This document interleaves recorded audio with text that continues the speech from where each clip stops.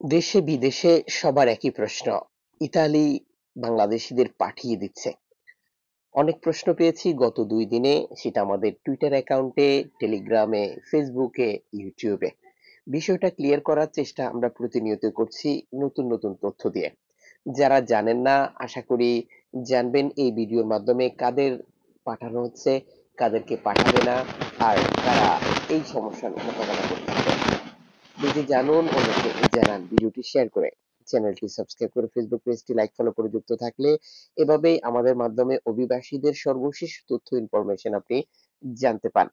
আপনারা জানেন যে ২০২৪ সালের জুন মাসে বাংলাদেশকে নিরাপদ দেশের তালিকায় অন্তর্ভুক্ত করে যে সিদ্ধান্ত নিয়েছিল ইতালির প্রধানমন্ত্রী জর্জিয়া মেলোনি এবং তার সাথে শরিক দলগুলো, তখনই তাদের উদ্দেশ্য ছিল যে নিরাপদ দেশের তালিকায় বাংলাদেশকে অন্তর্ভুক্ত করলে এটার সুফল পাবে ইতালি। তার মানে দীর্ঘদিন বাংলাদেশিরা ইতালিতে থাকতে পারছেন না, বিশেষ করে যারা রিজেক্টের আওতায় পড়বেন, বা প্রসেসিং ব্যবস্থা সেভাবেই গড়ে উঠবে যা তারা স্বপ্ন দেখছেন আগামী দিনগুলোতে।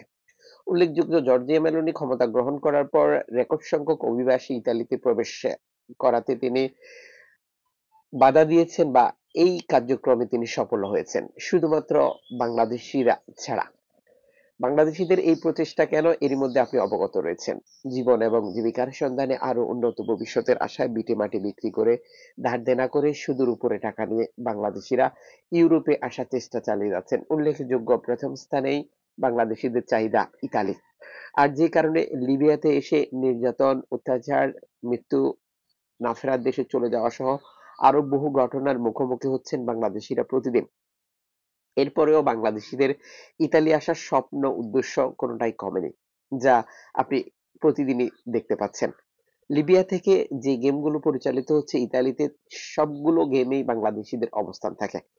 ইতালি সরকারের সর্বশেষ তথ্য অনুযায়ী ভূমধ্যসাগর ব্যবহার করে ২০২৫ সালের, মানে ঠিক যখন এই তথ্যটি প্রচার করা হয়, এই বছরে যেগুলো প্রচার করা হয়েছে সবকটিতে প্রথম স্থানে ছিল বাংলাদেশিরা, ঠিক যেমন ছিল ২০২৪, ২৩, ২২। তাহলে ইতালির সরকার যে প্রসেসিং, ইউরোপের টোটাল অভিবাসী সিস্টেমটাকেই তারা তাদের পাওয়ার বা প্রভাব খাটিয়ে পরিবর্তন করে ফেলেছে। একের পর এক নতুন সিদ্ধান্ত নিতে বাধ্য হচ্ছে ইউরোপের দেশগুলো, শুধুমাত্র ইতালির চাপের কারণে। তাহলে এখানে তারা বাংলাদেশিদেরকে নিয়ে কেন সফল হতে পারেনি? যার মূল কারণ হচ্ছে বাংলাদেশিদের ইচ্ছা, আগ্রহ এবং গন্তব্য ঠিক করে রাখার কারণে। সেই প্রক্রিয়াটিকে সফল করার জন্যই জর্জিয়া মেলোনি আলবেনিয়ার সাথে চুক্তি করেন। আলবেনিয়ার সাথে চুক্তি করার পর তিনবার বাংলাদেশিদেরকে আলবেনিয়াতে পাঠানো হয়, কিন্তু ইতালির আদালতের রায়ের কারণে সেটিও ব্যর্থ হয়। যে কারণে ইউরোপীয় ইউনিয়নের যে কমিশন, সেখানে ইতালির প্রধানমন্ত্রী তার সর্বোচ্চ প্রভাব খাটিয়ে একটি রায় বের করেন। সেই প্রক্রিয়াটি এখনো কন্টিনিউ বা কার্যকরের জন্য আমাদেরকে আরো কিছুদিন অপেক্ষা করতে হবে। বিশেষ করে সদস্য রাষ্ট্রগুলো সবাই ভোট দিলেই শুধুমাত্র এটি কার্যকর হবে। তবে এটি স্পষ্ট, ক্লিয়ার যে বাংলাদেশ যদি ইউরো কমিশনের যে প্রস্তাব, সেখানে নিরাপদ দেশের তালিকায় টোটালি অন্তর্ভুক্ত হয়ে যায়, তাহলে ইউরোপের দেশগুলো থেকে লক্ষ লক্ষ বাংলাদেশিকে দেশে ফিরে যেতে হবে, শুধু ইতালি নয়। এখন ইতালি কাদেরকে দেশে পাঠাচ্ছে, এটা হচ্ছে মূল জানার বিষয়। রাইট নাও, আপনি যখন এই ভিডিওটি দেখছেন, এপ্রিল মাসের ২২ তারিখে সর্বশেষ আলবেনিয়াতে ৪০ জন অভিবাসীকে পাঠিয়েছে ইতালি সরকার। কাদের পাঠিয়েছে এটারও জানার দরকার। ইতালিতে যারা রিজেক্ট খেয়েছে, মানে তার যে আবেদন প্রক্রিয়া বা প্রসেসিং ব্যবস্থা ছিল, সেটি সম্পূর্ণ বাতিল হয়ে গেছে।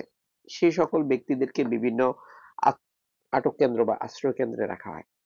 বর্তমান সরকার সেই লোকগুলোকে আলবেনিয়াতে পাঠানোর একটি সিদ্ধান্ত নিয়েছে। যেহেতু ৫ বছরের এই চুক্তিটি অলরেডি ১ বছর অতিক্রম করেছে, এখনো সফলতার মুখ দেখেননি। পরিশেষে এটা বিভিন্নভাবে প্রসেসিং করে এটি কার্যকর করা হয়েছে, যেটি সংসদে একটি গেজেট আকারে রূপ নিয়েছে। এর ফলাফল হচ্ছে যাদের আশ্রয় প্রক্রিয়া টোটালি বাতিল হয়ে গেছে, তারা ইতালিতে থাকতে পারবেন না। আমরা আমাদের ভিডিওগুলোতে যে তথ্যগুলো আপনাদেরকে দিতে যাচ্ছি, আপনারা সাম্প্রতিক সময় লক্ষ্য করেছেন যে আমেরিকার প্রেসিডেন্ট ডোনাল্ড ট্রাম্প ক্ষমতা আসার পর আমেরিকা থেকে অভিবাসীদের দেশে পাঠিয়ে দিচ্ছে। কাদের পাঠাচ্ছে? যাদের আবেদন প্রক্রিয়া বাতিল হয়েছে। এটাকেই কপি করে ইতালি এই সিদ্ধান্তটিতে পৌঁছায়, যেটার ফলাফল আপনারা এরই মধ্যে লক্ষ্য করেছেন, বাংলাদেশিকে দেশে পাঠানো হয়েছে। তবে এই প্রক্রিয়ায় মাত্র একজন বাংলাদেশিকে পাঠানো হয়েছে। এখন আপনি প্রশ্ন করতে পারেন, আপনি একজন কেন বলছেন? টোটাল প্রক্রিয়াটি হচ্ছে যে এই বাংলাদেশি ইতালিতে প্রবেশ করার পর কিন্তু ইতালিতে আবেদন করেননি। তিনি ইউরোপের অন্য একটি দেশে আবেদন করেছেন, যেটার ব্যাপারে স্পষ্ট ব্যাখ্যা দিয়েছেন ইতালির প্রধানমন্ত্রী এবং বর্তমান প্রেসিডেন্ট পিয়েন্তো দোসি। জর্জিয়া মেলোনি তো আগে থেকেই বলছিলেন তিনি বরাবরই সরব রয়েছেন বাংলাদেশের ভিসা বাণিজ্য বা ভিসা সংক্রান্ত দুর্নীতি নিয়ে।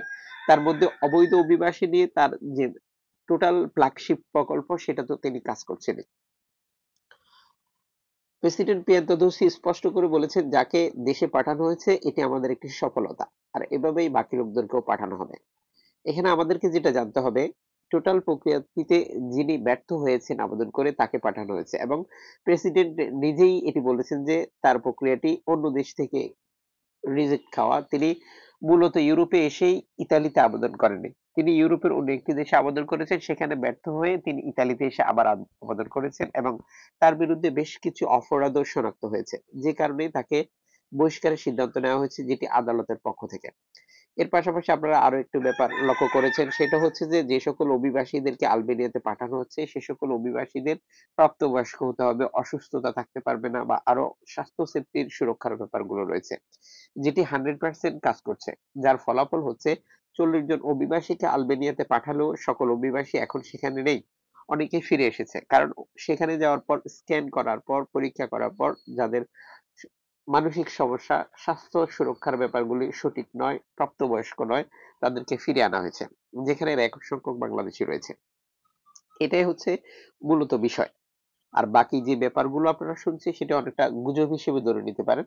তবে পর্যায়ক্রমে যে সকল সিদ্ধান্ত আসছে যেগুলো কার্যকর হবে আমরা নিঃসন্দেহে আপনাদেরকে তা জানাবো। এদিকে ল্যাম্পুদোসা হটস্পটে প্রবেশ করেছে সিআই-5। সর্বশেষ তথ্যে তারা এটি নিশ্চিত করে। ভূমধ্যসাগর থেকে বিপদগ্রস্ত অভিবাসীদেরকে তারা উদ্ধার করেছিল, যাদেরকে নামানোর জন্য ইতালি কর্তৃপক্ষ এই বন্দরটি নির্ধারণ করে দেয়। সিআই-5 এর তথ্য অনুযায়ী ৭৬ জন অভিবাসী যারা লিবিয়া থেকে ইতালির দিকে আসার পথে বিপদগ্রস্ত হয়। আর এই নৌকাটির তথ্য দিয়েছিল অ্যালামফোন রেডিও টেকনোলজি। অ্যালামফোনের সাথে অভিবাসীরা যোগাযোগ করেছিল যেহেতু তারা বিপদে পড়েছে। এনজিও সংস্থাটি তৎক্ষণিক সেখানে পৌঁছায় এবং অভিবাসীদেরকে উদ্ধার করেছে, বর্তমানে যাদেরকে নিরাপদ স্থানে হস্তান্তর করা হয়েছে। এনজিও সংস্থাটির জন্য আমাদের পক্ষ থেকে সাধুবাদ এবং নিরাপদে সকল অভিবাসী রয়েছে তাদের জন্য শুভকামনা। এদিকে অ্যালামফোন রেডিও টেকনোলজি এক বার্তায় নিশ্চিত করেছে 90 জন শরণার্থী বিপদে পড়েছে, যেটি লিবিয়া থেকে ইতালি আসার পথে। অভিবাসীদেরকে উদ্ধার করার জন্য এনজিও সংস্থাটি আন্তর্জাতিক একটি সাহায্য বার্তা পাঠিয়েছে, যদিও এখনো পর্যন্ত নিশ্চিত করা যায়নি যে অভিবাসীদেরকে সহযোগিতা করার জন্য সেখানে কোনো এনজিও সংস্থা রয়েছে। আমাদের সাথে যুক্ত থাকলে আশা করি তথ্যটি পরবর্তী আপডেটে জানতে পারবেন। এদিকে ইউরোপীয় কমিশন বা যেই কমিশন বাংলাদেশকে নিরাপদ দেশ ঘোষণা করেছে, তারা লিবিয়াতে গিয়ে লিবিয়ার মিলিশিয়া গ্রুপ বা যারা বর্তমান সরকার পরিচালনা করছে তাদের সাথে একটি বৈঠকে মিলিত হয়েছে, আর বিভিন্ন পরিস্থিতি নিয়ে তারা আলাপ আলোচনা করছে। আশা করি আপনারা ইঙ্গিত পেয়ে গেছেন যে তাদের লিবিয়াতে যাওয়ার উদ্দেশ্য আর এটা ভবিষ্যতে কিভাবে কাজ করবে। দেখা হচ্ছে নতুন ভিডিওতে।